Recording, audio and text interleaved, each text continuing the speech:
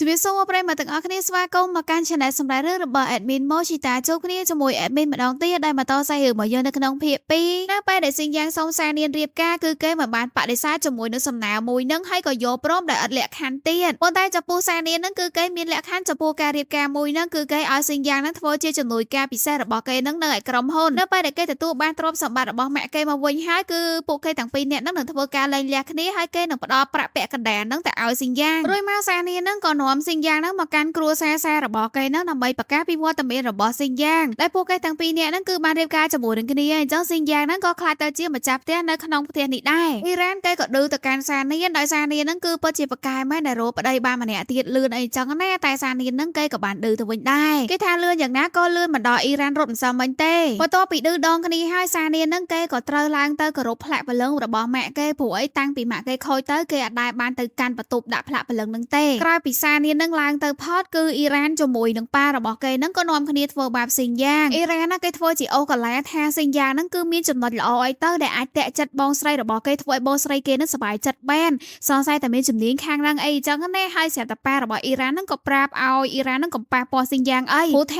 ាគេធ្លាប់ធ្វើការលក់ខ្លួននៅប៉ែកអាស៊ីអញ្ចឹងហើយមិនដឹងថាក្នុងខ្លួននឹងមានឆ្លងរោគអីមួយឬមួយក៏អត់ទេដូច្នេះហើយពួកគេនឹងក៏ចាប់ផ្ដើមឲ្យបរិះពីរនាក់នឹងធ្វើការឆែកឆេរខ្លួនប្រាណរបស់ស៊ីងយ៉ាងក្រៃលោមានជាប់រោគអីមកបរិះពីរនាក់នឹងគឺមិនអាចធ្វើអីស៊ីងយ៉ាងបានទេប៉ុន្តែដោយសារតែស៊ីងយ៉ាងនឹងបាននឹកឃើញដល់ពាក្យសម្ដីរបស់សានាននឹងកុំឲ្យបកករឿងអីផ្ដេសផ្ដាសហ៎ដល់ស៊ីងយ៉ាងក៏ប្រឡែងដៃឲ្យអ្នកទាំងពីរនាក់នឹងធ្វើការដោះអាវគេនឹងតាមតែចិត្តតែម្ដងហើយសោះអាវតែមួយជាន់ខាងក្នុងនឹងគឺអ៊ីរ៉ាននឹងគេក៏ឲ្យស៊ីងយ៉ាងនឹងដោះដោយខ្លួនឯងស៊ីងយ៉ាងក៏រៀបនឹងដោះបង្ហាញសាច់របស់ខ្លួនដែរស្រាប់តែសានាននឹងក៏មកតន់នឹងក៏ហាមឃាត់ហើយក៏ធ្វើការទះកំភ្លៀងអ្នកទាំង4នាក់នឹងម្ដងម្នាក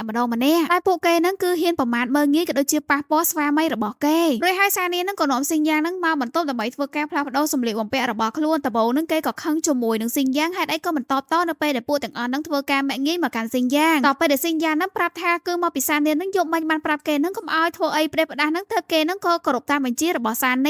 ានគេលឺហើយគេឡើងអស់សំណើដែលមិននឹកស្មានថាគឺស៊ីងយ៉ាងនឹងគោរពតាមពាក្យសម្ដីរបស់គេបែបហ្នឹងណាប៉ុន្តែគឺគេសុំផ្ដាំថាស៊ីងយ៉ាងនឹងគឺជាប្តីរបស់គេអញ្ចឹងហើយលើក្រោយនឹងកុំឲ្យនរណាគេនឹងមកបៀតបៀនអីផ្ដេសផ្ដាសអញ្ចឹងទៀតបន្ទាប់ពីការរៀបការជាមួយនឹងស៊ីងយ៉ាងហើយគឺសានាននឹងគិតថាគេនឹងទទួលបានមរតកក៏ដូចជាហ៊ុនពីក្រុមហ៊ុនម៉ាក់របស់គេណាប៉ុន្តែគឺអត់ទេម៉ាក់របស់គេមុននឹងចែកឋានទៅគឺគាត់ខ្លាចថាសានាននឹងចាញ់បោកបរោះណានឹងរៀបការជាមួយដើម្បីបានប្រាក់ទាំងអស់ហ្នឹងគាត់បានបន្ថែមលក្ខខណ្ឌពិសេសនៅក្នុងនឹងមួយទៀតលុះត្រាតែសានាននឹងគឺថាមានកូនទៅអាចធ្វើការទទួលនៅមរតកនឹងពីគាត់បានដូច្នេះហើយសានាននឹងគេក៏ពិបាកចិត្តរកនៅវិធីអីហ្នឹងដើម្បីអាចទទួលបានមរតកហ្នឹងហើយឆ្លៀតពេលដែលសានាននៅក្នុងបន្ទប់ទឹកហ្នឹងផងដែរគឺស៊ីងយ៉ាហ្នឹងគេក៏បានលួចចូលមកកាន់បន្ទប់ដាក់ផ្លាកព្រលឹងរបស់ម៉ាក់សានានដើម្បីស្វែងរកឯកសារមួយយ៉ាងដែលបានបន្សល់ទុកពីម៉ាក់របស់សានានអញ្ចឹងណាប៉ុន្តែគឺរកអត់ឃើញនោះទេគេនឹងក៏សម្លឹងទៅកាន់ផ្លាកព្រលឹងម៉ាក់របស់សានានហើយក៏នឹកឃើញដល់អតីតកាលតែគេប៉ុណ្ណោះគឺប៉ារបស់ស៊ីងយ៉ាហ្នឹងដូចជាធ្លាប់មានទំនាក់ទំនងអីជាមួយនឹងម៉ាក់របស់សានានហើយដូចជាម៉ាក់របស់សានាននឹងសម្រាប់ប៉ាគេទៀតរួចមកស៊ីងយ៉ាហ្នឹងគេក៏ត្រឡប់មកបន្ទប់វិញក៏ប៉ុន្តែសានានហ្នឹងគេកំពុងតែអង្គុយយ៉ាងសិចស៊ីហ្នឹងរងចាំស៊ីងយ៉ាងហើយគេហ្នឹងក៏ញ៉ាំស្រាសវឹងទៀតគេក៏ប្រាប់ទៅកាន់ស៊ីងយ៉ាងថានៅពេលដែលគេបានត្រឡប់មកកាន់ផ្ទះវិញគឺអ្វីៗគ្រប់យ៉ាងហ្នឹងវាបានផ្លាស់ប្ដូរគឺគេហ្នឹងបានបាត់បង់សមាជិកគ្រួសាររបស់គេអញ្ចឹងណាហើយនៅពេលនេះហ្នឹងគឺគេមានតែស៊ីងយ៉ាងម្នាក់គត់ដែលគឺជាមនុស្សសិក្សាជាមួយនឹងរូបគេសានាននិយាយបែបនេះក៏ព្រោះតែគេហ្នឹងចង់ឲ្យស៊ីងយ៉ាងហ្នឹងគិតថាពួកគេហ្នឹងគឺមានទំនាក់ទំនងបែបជិតស្និទ្ធជាមួយនឹងគ្នាហើយដោយសារតែពួកគេហ្នឹងគឺបានរៀបការហើយទៀតនោះគឺសានានហ្នឹងក៏ស្រាប់តែប្របួរស៊ីងយ៉ាងហ្នឹងគឺធ្វើរឿងដែលប្តីប្រពន្ធហ្នឹងគួរតែធ្វើស៊ីងយ៉ាងក៏ព្រោះតែគេហ្នឹងក៏មានចិត្តទៅកាន់សានាននៅពេលដែលសានានហ្នឹងអនុញ្ញាតបែបនេះហើយហ្នឹងគេក៏មិនបានបដិសេធអីដែរក៏ប៉ុន្តែនៅពេលដែលស៊ីងយ៉ាងហ្នឹងគឺចង់ការពារគឺសានានហ្នឹងមិនឲ្យការពារនោះទេគឺនៅពេលដែលគេមានកូនចឹងតើគេហ្នឹងក៏អាចទទួលបានហ៊ុនរបស់គេចំណែកស៊ីងយ៉ាងហ្នឹងក៏ទទួលបានប្រាក់របស់ខ្លួនដូច្នេះក៏ធ្វើឲ្យស៊ីងយ៉ាងហ្នឹងបញ្ឈប់សកម្មភាពរបស់គេប៉ុណ្ណឹងព្រោះអីសានានហ្នឹងចាត់ទុកគេហ្នឹងគឺជាឧបករណ៍ចាត់ទុកក្មេងហ្នឹងគឺជាឧបករណ៍សម្រាប់ការសងសឹកដែលវាមិនមែនជាអារម្មណ៍ដែលសានានចង់បានដដែលហ្នឹងដូច្នេះហើយគឺស៊ីងយ៉ាងហ្នឹងក៏ប្រាប់សានានបើសិនជាអញ្ចឹងគឺមិនបាច់មករកគេទេដែលយកបន្តិចគឺស្រាប់តែជីរ៉ាហ្នឹងគេក៏មានរូបថតមួយស្លឹកដើម្បីធ្វើការគម្រាមទៅកាន់ស៊ីងយ៉ាងដែលសារតែស៊ីងយ៉ាងហ្នឹងគឺធ្លាប់ជាកូនចៅនៅក្នុងក្រុមបងធំដែលបានព្យាយាមនៅក្នុងការសម្លាប់សានានអញ្ចឹងបើសិនជាសានានណាបានដឹងថាស៊ីងយ៉ាងហ្នឹងគឺជាឃាតករដែលពួកគេហ្នឹងគឺបានជួទៅសម្លាប់អញ្ចឹងតើសានាននឹងគិតយ៉ាងណាចំពោះស៊ីងយ៉ាងអ៊ីរ៉ានគេគម្រាមរឿងមួយនឹងហើយហ្នឹងក៏ឲ្យស៊ីងយ៉ាងហ្នឹងមកធ្វើជាមនុស្សរបស់គេហ្នឹងដើម្បីកម្ចាត់សានានទៀតដល់ប៉ុន្តែស៊ីងយ៉ាងហ្នឹងគឺគេហ្នឹងមិនយកព្រមទេទោះបីជាគម្រាមយ៉ាងណាក៏ដោយបើសិនជាចង់គម្រាមអញ្ចឹងគឺថាយកការពិតហ្នឹងទៅប្រាប់សានានទៅឲ្យដឹងទាំងពីរនាក់គឺពួកគេហ្នឹងទៅដេកគុកជាមួយនឹងគ្នាតែម្ដងរួចមករឿងយើងហ្នឹងក៏បានកាត់ដល់ថ្ងៃបន្ទាប់មកទៀតគឺសានានហ្នឹងគេក៏មកក្រុមហ៊ុនរបស់ គេនឹងដើម្បីធ្វើការងារហើយក៏មកឃើញជំនួយគេផ្ទាល់ខ្លួនរបស់គេជូលៀនឹងត្រូវបានអ្នកនៅក្រុមហ៊ុននឹងគឺថាប្រើឲ្យធ្វើនេះធ្វើនោះតាមអំពើចិត្តហើយអ្នកដែលអាចធ្វើអញ្ចឹងបាននៅក្រុមហ៊ុនហ្នឹងគឺជាជីរ៉ានឹងហើយដូច្នេះទៅសានីនឹងក៏បញ្ញាប់មកកាន់ office របស់ជីរ៉ាដោយជីរ៉ានឹងគេកំពុងតាំងអង្គុយលើកជើងលាបថ្នាំកញ្ចក់ធ្វើមិនដឹងសានីក៏មិនដេញឲ្យជីរ៉ានឹងចាក់ចេញពីក្រុមហ៊ុននឹងតាសម្រួលប៉ុន្តែជីរ៉ានឹងគេផ្កើនៅគេអត់ព្រមទៅណានោះសានីនឹងក៏ចាប់អូជីរ៉ានឹងទាំងនៅអង្គុយលើកៅអីនឹងបញ្ជូនចូលទៅកាន់ចរាយន្តដើម្បីបដិញ្ញពីក្រុមហ៊ុនតែម្ដងហើយដែលដឹងថាគឺឪពុកកូនគេទាំងពីរនាក់នឹងបានធ្វើការដាក់លក់ហ៊ុននឹងជាសាធារណៈដូច្នេះហើយគឺវានឹងរារាំងដល់ការទទួលហ៊ុនរបស់សានីទៅសានីនឹងក៏ធ្វើការជ្រើសរើសនៅបុគ្គលិកថ្មីចឹងទៅដើម្បីបដិញ្ញចាស់ចោលនៅក្នុងដំណើរការដែលពួកគេនឹងកំពុងធ្វើការជ្រើសរើសបុគ្គលិកថ្មីនឹងគឺស៊ីនយ៉ាងនឹងគេក៏ចូលមកធ្វើការនៅក្នុងក្រុមហ៊ុននេះដែរពួកគេជាជំនួយការពិសេសរបស់សានីទៅហើយគេក៏បានឃើញថាគឺសានីនឹងកំពុងធ្វើការជ្រើសរើសនៅបុគ្គលិកថ្មីទាំងអស់នោះប៉ុន្តែ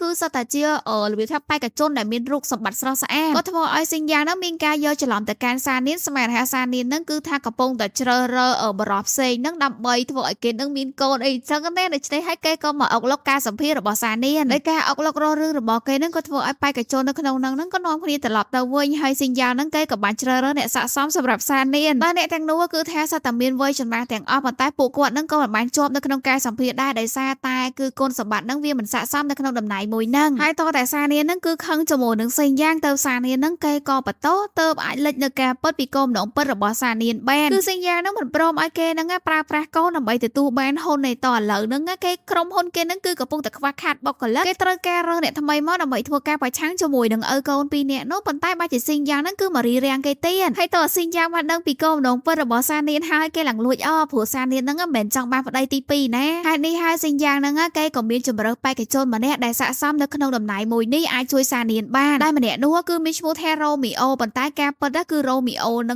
ងគឺជាគ្នាក៏ដូចជាជំនួយការរបស់ស៊ីនយ៉ាងទេអញ្ចឹងស៊ីនយ៉ាងនេះមិនមែនថាប្រកបខ្លួននៅក្បែរខ្លួនតែសានីម្នាក់ណាគឺឲ្យជំនួយការរបស់គេនឹងនៅក្នុងក្រុមហ៊ុនបានទៀតហើយពួកគេទាំងពីរនាក់នឹងគឺត្រូវការរកឯកសារកុងត្រារបស់ប៉ាស៊ីនយ៉ាងនឹងកាលពីមុនព្រោះអីឯកសារកុងត្រាមួយនឹងគឺនៅក្នុងគ្រួសារសារ៉ូមីអូនឹងគេក៏ផ្ដាំស៊ីនយ៉ាងនឹងឲ្យប្រយ័ត្នខ្លួនបន្តិចព្រោះថាក្រុមបងធំនៅប៉ែកអាស៊ីនោះគឺគេនឹងកំពុងតាមស្វែងរកស៊ីនយ៉ាងនឹងហើយពួកគេបានខឹងជាមួយនឹងស៊ីនយ៉ាងដោយសារតែស៊ីនយ៉ាងនឹងគឺជួយជីវិតរបស់សានីដែលធ្វើឲ្យពួកគេនឹងខាតបង់លុយរាប់លានហើយកំឡុងពេលដែលពួកគេកំពុងតែនិយាយគ្នានឹងគឺសានីនឹងគេបានតាក់ទងមកកាន់ស៊ីនយ៉ាងដែលឲ្យស៊ីនយ៉ាងនឹងគឺមកចាំជួបគេនឹងនៅឯចរាយន្តគឺសានីនឹងគេកំពុងតែចោះចរាយន្តមកហើយក៏ប៉ុន្តែពេលដែលស៊ីនយ៉ាងនឹងកំពុងតែរងចាំនៅមុខចរាយន្តនោះស្រាប់តែមានបរិបម្នាក់នឹងគឺបានកាន់កំបិតនឹងភ្ជង់ស៊ីនយ៉ាងនឹងចោលតែបងធំរបស់ពួកគេនឹងគឺបញ្ជូនដើម្បីមកហៅស៊ីនយ៉ាងនឹងទៅជួយជាមួយនឹងគាត់អីចឹងណាតែឃើញថាចរាយន្តរបស់សានីនឹងគឺចោះចិត្តមកដល់ខាងក្រៅមកអញ្ចឹងគឺស៊ីនយ៉ាងនឹងគេបារម្ភពីសុវត្ថិភាពរបស់សានីនឹងគេក៏យកព្រមទៅជាមួយហើយក៏បានធ្វើការបិទទូរស័ព្ទរបស់គេចោលទៀតសានីនឹងចូលមកអត់ឃើញស៊ីនយ៉ាងនឹងគេក៏ឆ្ងល់ដល់ពេលគេមើលទូរស័ព្ទមើលពី GPS របស់ស៊ីនយ៉ាងទៅគឺ offline ទៀតអញ្ចឹងហើយគេមិនដឹងថាស៊ីនយ៉ាងនឹងនៅណាឡើយទេហើយស៊ីនយ៉ាងដែលត្រូវលោកបងរបស់គេនឹងចាប់ខ្លួនមកនឹ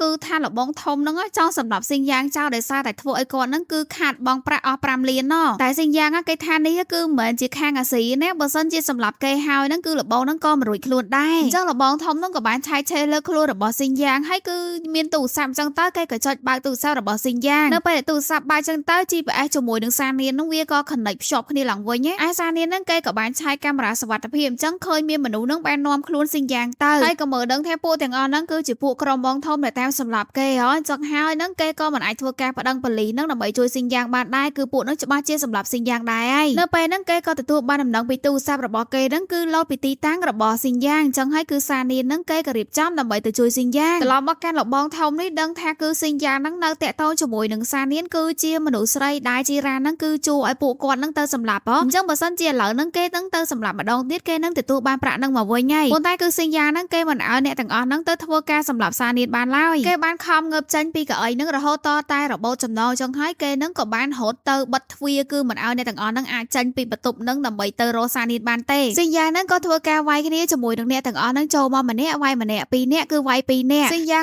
គឺជាអ្នកបដាដែលមានកម្លាំងខ្លាំងប៉ុន្តែដោយសារតែគេហ្នឹងវាយចេះតែនៅអាការពារទ្វារហ្នឹងពេកក៏ធ្វើឲ្យគេហ្នឹងគឺបានចាញ់នៅក្នុងដៃលោកបងធំហ្នឹងចាប់ក្រៀកករបស់គេជាប់ចំពោះសានីហ្នឹងគេក៏បានមកដល់ទីតាំងអាគារមួយហ្នឹងហើយប៉ុន្តែគឺអាគារហ្នឹងវាធំពេកណាអញ្ចឹងគ្នាមកឡើងពីឡានហ្នឹងក៏ចាយជើងគ្នាហ្នឹងដើម្បីស្វែងរកទីតាំងឲ្យពិតប្រាកដរបស់ស៊ីនយ៉ាងហើយស៊ីនយ៉ាងនេះវិញគឺដោយសារតែត្រូវលោកបងធំហ្នឹងចាប់រត់កជាប់អញ្ចឹងគេមិនអាចរើបំរាស់អីបានទេគឺលោកបងហ្នឹងបានរត់ករបស់គេរហូតតតែគេហ្នឹងគឺសន្លប់បាត់ហើយស៊ីនយ៉ាងហ្នឹងគេក៏បានឆ្លាតទៀតគឺ គឺថាមិនដឹងថាលួចទៅដាក់ខ្នោះដៃជាមួយនឹងកជើងរបស់លបងហ្នឹងតាំងពីពេលណានោះទេហើយធ្វើឲ្យតាប៉ែហ្នឹងគឺមិនទាន់អាចទៅណាបានណាស្រាប់តែសានានចូលមកតហ្នឹងក៏បានដាក់គេមួយដបងសន្លប់ដែរហើយសានានហ្នឹងក៏បញ្ញានៅក្នុងការជួយសង្គ្រោះស៊ីនយ៉ាងដែលធ្វើចលនាបេះដូងនៅដង្ហើមរហូតដល់តែស៊ីនយ៉ាងហ្នឹងគេបានដឹងខ្លួនមកវិញរួចហើយក៏បញ្ជូនស៊ីនយ៉ាងហ្នឹងមកសង្គ្រោះនៅឯមន្ទីរពេទ្យប៉ុន្តែស៊ីនយ៉ាងហ្នឹងគឺគេត្រូវការបញ្ចូលឈាមជាបន្ទាន់សានានហ្នឹងគេក៏ចង់ធ្វើការបរិច្ចាគតែក៏ត្រូវអ៊ីចើដែលនៅមន្ទីរពេទ្យហ្នឹងដែរហ្នឹងក៏មកហាមឃាត់សានានហ្នឹងកុំឲ្យធ្វើការបរិច្ចាគអីគឺគេហ្នឹងក៏ប្រាប់ពីការពិតរបស់ស៊ីនយ៉ាងហើយក៏រកអ្នកផ្សេងហ្នឹងមកជំនួសនៅក្នុងការបរិច្ចាគនោះតែអ៊ីចើហ្នឹងគេក៏ទៅបានរូបថតពីណាមកចឹងទៅឃើញស៊ីនយ៉ាងហ្នឹងកំពុងតែនិយាយគ្នាជាមួយនឹងអ៊ីរ៉ាននៅផ្ទះហ៎គេក៏ថាសានានហ្នឹងគឺចាញ់បោកស៊ីនយ៉ាងហើយប៉ុន្តែសានានហ្នឹងដូចជារៀងខឹងជាមួយនឹងស៊ីនយ៉ាងបន្តិចតែក៏មិនបន្ទោសស៊ីនយ៉ាងដែរ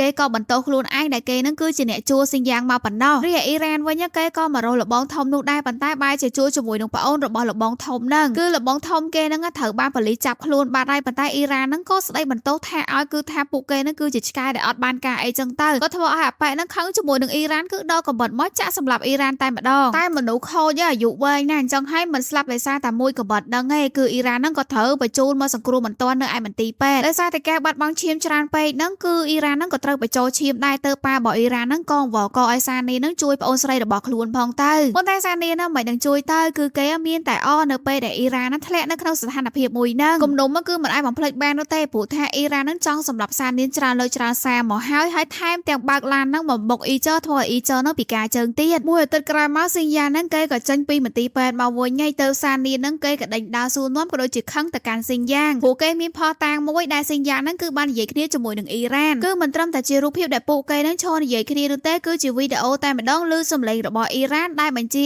ឲ្យស៊ីនយ៉ាងហ្នឹងគឺសម្រាប់សានីនស៊ីនយ៉ាងហ្នឹងគេក៏ព្យាយាមនៅក្នុងការបកស្រាយបញ្យល់សានីនថាហ្នឹងគឺមិនមែនជាការពិតឡើយប៉ុន្តែការពិតហ្នឹងគឺគេក៏មិនទាន់អាចនិយាយបានហើយការពិតវាមិនមែនអញ្ចឹងប៉ុន្តែនៅតែមិនអាចបកស្រាយបានថាឲ្យសានីនហ្នឹងទៅជឿលើសម្ដីរបស់ស៊ីនយ៉ាងហ្នឹងដោយរបៀបណាតោះតែថាមិនអាចបកស្រាយបានអញ្ចឹងទៅគឺឲ្យសានីនហ្នឹងបន្តយកច្រឡំសិនចុះស៊ីនយ៉ាងហ្នឹងគេក៏មកអង្គុយស្មុកជាមួយនឹងរ៉ូមីអូនៅហាងកាហ្វេដូច្នេះហើយគឺដំបូងមានរបស់រ៉ូមីអូហ្នឹងក៏ឲ្យស៊ីនយ៉ាងហ្នឹងបញ្ញាបញ្ចប់ការងាររបស់ខ្លួនឯងឲ្យហើយទៅហើយក៏ប្រាច់តំណែងជាមួយនឹងសានីនព្រោះសានីនគឺជាកូនសត្រូវរបស់ខ្លួនណោះរ៉ូមីអូនិយាយមកគឺថាអត់យល់ពីមេរបស់ខ្លួនតែម្ដងគឺស៊ីនយ៉ាងហ្នឹងគេសងសឹកគេគ្រាន់តែចង់ដឹងពីការពិតពីអតីតកាលរបស់គេប៉ុណ្ណោះប៉ុន្តែចំពោះសានីនវិញគឺអត់មានអីតាក់ទងគ្នាទេហើយស៊ីនយ៉ាងហ្នឹងគេក៏បានណាត់ជាមួយនឹងសានីនហ្នឹងនៅហាងកាហ្វេហ្នឹងដើម្បីនិយាយគ្នាតែគឺថាដូចជាស៊ីនយ៉ាងហ្នឹងចាំបាត់ស្ងាត់ឈឹងតែម្ដងណាហើយចំពោះរឿងយើងនៅក្នុងភាគនេះគឺអត់មានសុំស្លេះតែប៉ុណ្្នឹងសិនហើយអញ្ចឹងចាំជួបគ្នាជាមួយ admin ម្ដងទៀតនៅក្នុងភាគក្រោយទាំងអស់គ្នាអរគុណច្រើនជម្រាបលាបាយបាយ